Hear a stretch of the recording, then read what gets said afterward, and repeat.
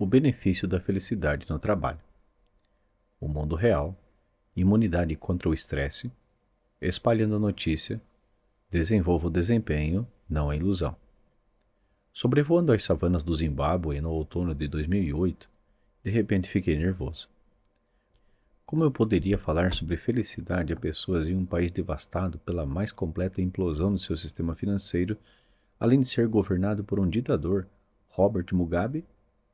Quando pousamos na cidade de Harare, alguns líderes de negócios locais me levaram para jantar. À luz de velas, um deles me perguntou: Shaw, quantos trilionários você conhece?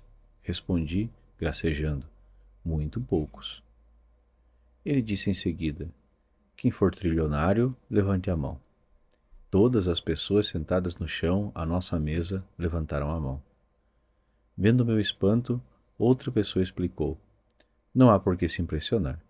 Na última vez que usei $1 zimbabuano, gastei 1 trilhão para comprar uma barra de chocolate.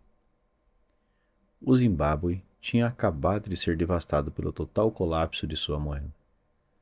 Todas as instituições financeiras estavam com dificuldades para sobreviver.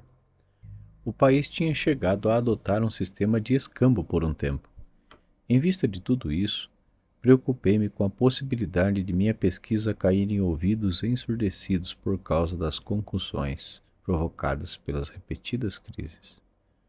Mas, para minha surpresa, deparei com pessoas mais ávidas do que nunca em conhecer os bastidores dos princípios.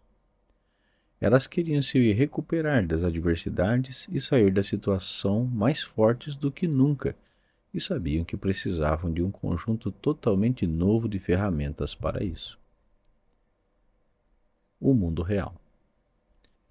Desde que descobri que meus 7 princípios da psicologia positiva possuem extraordinárias aplicações no ambiente de trabalho, tanto em épocas de dificuldade quanto de bonança, o colapso econômico cristalizou muito rapidamente a necessidade não só de ajudar empresas e profissionais a preservarem seu bem-estar, como também de ajudá-los a maximizar sua energia, produtividade e desempenho quando eles mais se faziam necessários.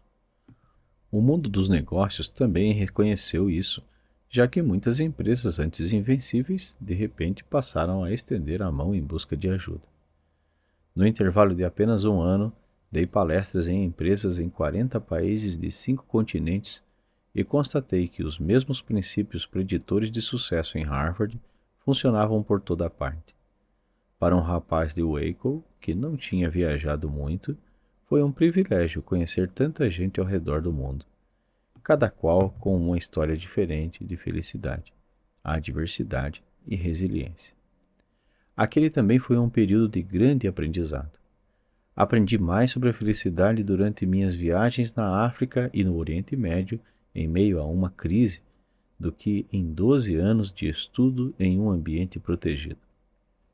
Este livro é o fruto desse trabalho e dessas pesquisas. Dos operadores de mercado em Wall Street, passando por professores do ensino fundamental na Tanzânia e aos vendedores em Roma. Todos eles poderiam aplicar os princípios reforçados pela crise para progredir. Em outubro de 2008, a American Express me contratou para dar uma palestra a um grupo de vice-presidentes. A AIG tinha acabado de se tornar uma divisão do Banco Central norte-americano. O Lehman Brothers tinha desmoronado. O dólar atingira baixas históricas. Dessa forma, uma nuvem negra pairava na sala da Amex. Executivos de aparência cansada me olhavam com um semblante pálido, e seus Blackberries, que normalmente vibravam incessantemente no início de eventos como esse, permaneciam silenciosos. Demissões em massa, remanejamentos de cúpula e a decisão de reestruturar a empresa em um banco haviam sido anunciados 30 minutos antes da minha palestra de 90 minutos sobre felicidade. Aquela definitivamente não seria uma plateia muito receptiva, ou pelo menos foi o que pensei. Presumi, como havia presumido no Zimbábue, que a última coisa que um grupo de pessoas tão exauridas e desalentadas queria ouvir era sobre a psicologia positiva. Mais uma vez, aquele se mostrou um dos grupos mais envolvidos e receptivos que já encontrei. Os 90 minutos se transformaram em quase 3 horas enquanto os executivos cancelavam compromissos e adiavam reuniões. Assim como os quase 1.000 estudantes que se matricularam para aquela primeira disciplina de Harvard sobre o tema, esses financistas altamente sofisticados estavam ávidos por conhecer a nova ciência da felicidade e aprender como ela poderia ajudá-los a ter sucesso no trabalho e na carreira. Os primeiros a adotar o benefício da felicidade foram os maiores bancos do mundo, por terem sido os primeiros a ser atingidos pela crise. Comecei a pesquisar e a ensinar os princípios apresentados neste livro a milhares de líderes sêniores, diretores gerais e CEOs de algumas das maiores e mais surradas instituições financeiras do mundo. Depois passei às pessoas e empresas em todos os outros setores que também haviam sido gravemente golpeados pela crise. Os tempos não eram felizes, nem as plateias estavam felizes. Mas, independentemente do setor, da empresa ou do cargo na organização, em um lugar de resistência encontrei pessoas quase universalmente abertas a aprender como utilizar a psicologia positiva para repensar seu estilo de trabalho. Imunidade contra o estresse. Enquanto isso, pesquisadores da psicologia positiva concluíam uma meta-análise, um estudo de praticamente todos os estudos científicos disponíveis sobre a felicidade. Mais de 200 feitos com 275 mil pessoas. As conclusões desses pesquisadores corresponderam exatamente aos princípios que eu vinha ensinando, que a felicidade leva ao sucesso em praticamente todos os âmbitos, inclusive no trabalho, na saúde, amizade, sociabilidade, criatividade e energia. Isso me encorajou a aplicar os princípios em diferentes grupos. Auditores fiscais, por exemplo, não são famosos pela sua felicidade.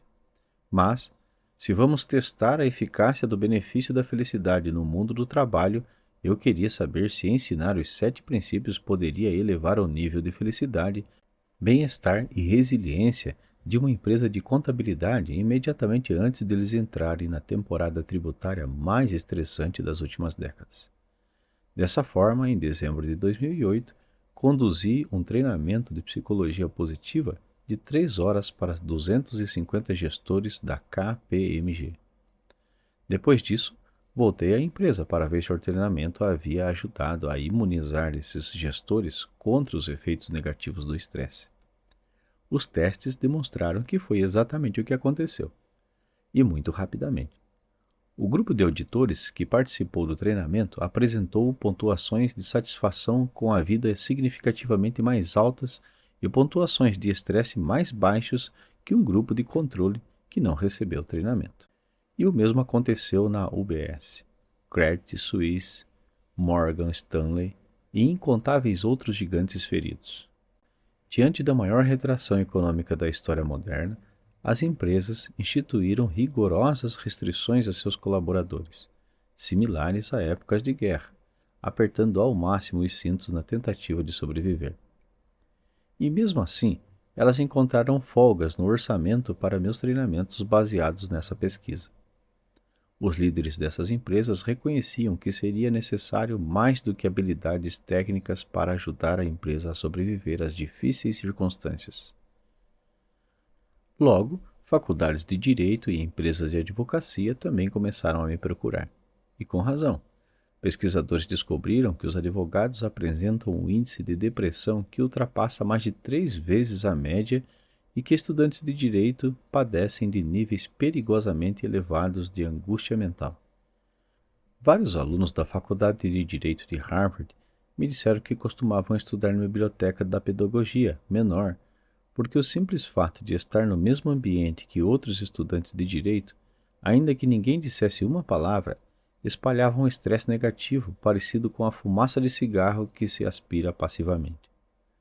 Para combater essa penosa realidade, ensinei os 7 princípios a grupos específicos de advogados e estudantes de direito por todo o país. Falamos sobre como manter uma atitude positiva poderia lhes dar uma vantagem competitiva, como desenvolver seus sistemas sociais de apoio poderia acabar com a ansiedade e como eles poderiam se proteger da negatividade que se espalhava rapidamente de um cubículo da biblioteca ao outro. Mais uma vez, os resultados foram imediatos e impressionantes. Mesmo sob uma carga de trabalho pesado e da tirania de expectativas impossíveis, esses empenhados estudantes e profissionais conseguiram aplicar o benefício da felicidade para reduzir o estresse e conseguir muito mais em sua vida acadêmica e profissional. Espalhando a notícia. Apesar da explosão de estudos acadêmicos sobre psicologia positiva, suas revolucionárias descobertas ainda são em grande parte mantidas em segredo. Quando entrei na pós-graduação, soube que um artigo de um período acadêmico é lido, em média, por apenas 7 pessoas. Estamos falando de uma estatística extraordinariamente deprimente, porque sei que esse número deve incluir também a mãe do pesquisador. Isso significa que efetivamente apenas 6 pessoas leem esses estudos, o que é uma piada, considerando que os cientistas fazem diariamente descobertas incríveis que revelam como o cérebro humano funciona mais e como podemos nos relacionar melhor uns com os outros. E mesmo assim, essas informações atingem apenas 6 pessoas e uma mãe orgulhosa. Quanto mais eu viajava, mais percebia que as revolucionárias descobertas da psicologia positiva ainda são em grande parte desconhecidas no mundo dos negócios e no ambiente de trabalho. Advogados expostos a um nível de estresse insuportável mal imaginam que técnicas específicas já foram desenvolvidas para protegê-los desse risco profissional. Professores de escolas dos ensinos fundamental e médio desconhecem o estudo que isolou os 2 principais padrões de um bom ensino. Empresas da lista Fortune 500 ainda estão utilizando programas de incentivo que estudos científicos demonstraram ser ineficazes quase uma geração atrás. Em consequência, elas perdem uma oportunidade incrível de progredir. Se já foi realizado um estudo comprovando como os CEOs podem se tornar 15% mais produtivos ou como os gestores podem aumentar em 24% a satisfação do cliente, penso que as pessoas que atuam no dia a dia nas trincheiras, e não apenas um punhado de acadêmicos, deveriam saber disso. O objetivo deste livro é muni-lo dessas pesquisas, para que você saiba exatamente como utilizar os princípios da psicologia positiva e conquistar uma vantagem competitiva na sua carreira e no seu trabalho. Desenvolva o desempenho, não a ilusão. Baseados em 2 décadas de pesquisas que revolucionaram o campo da psicologia e mais tarde influenciaram também meus estudos sobre a ciência da felicidade e do sucesso, os princípios que constituem a essência desse livro também foram testados na prática e refinados por meio do meu trabalho com pessoas tão variadas quanto fascistas globais, professores do primário, cirurgiões, advogados, contadores e embaixadores das Nações Unidas. Em resumo, existe um conjunto de ferramentas que qualquer pessoa, não importa a profissão ou a área de atividade, pode utilizar para elevar a cada dia seu nível de realização. A melhor parte é que essas ferramentas não funcionam apenas no ambiente de negócios. Elas podem ajudá-lo a superar obstáculos, livrar-se de maus hábitos, tornar-se mais eficiente e produtivo, beneficiar-se ao máximo das oportunidades e atingir as metas mais ambiciosas na vida e no trabalho. Elas são basicamente um conjunto de 7 ferramentas que você poderá utilizar para elevar seu nível de realização todos os dias. Eis o que elas não farão. Elas não lhe dirão para estampar um sorriso no rosto, usar o pensamento positivo para se afastar dos seus problemas ou, pior, fingir que seus problemas não existem. Não estou aqui para lhe dizer que a sua vida será sempre um mar de rosas. Se existe algo que os últimos anos me ensinaram, foi que isso não passa de uma grande ilusão. Em certa ocasião, ouvi o diretor-geral de uma grande instituição financeira reclamando. Ainda é 1h da tarde e já ouvi 6 vezes hoje que a empresa virou o jogo. Se viramos o jogo 6 vezes, não sei mais onde estamos. O benefício da felicidade é bem diferente. pede-nos que sejamos realistas em relação ao presente, ao mesmo tempo que maximizamos nosso potencial para o futuro. Trata-se de aprender a cultivar a atitude e os comportamentos que comprovadamente promovem o sucesso e a realização. É uma ética do trabalho. Ser feliz não é acreditar que não precisamos mudar, é perceber que podemos.